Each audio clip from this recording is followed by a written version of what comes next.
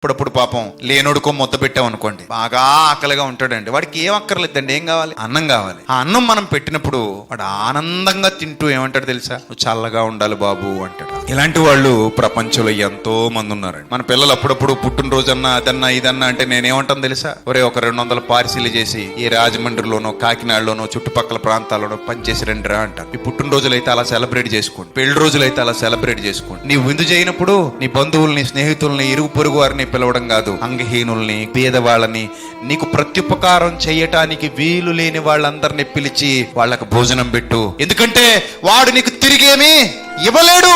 నువ్వు పెట్టినప్పుడు ఏం చేస్తాడు తెలుసా? బాబు నీ కుటుంబం బాగుండాలి బాబు అంటాడు. ఆ దీవెన మామూలు దీవెన కాదు. పేదలను కనికరించువాడు యెహోవాకు అప్పించువాడు. ఇది నేర్పింది క్రైస్తవ్యం ప్రపంచంలో మొదట.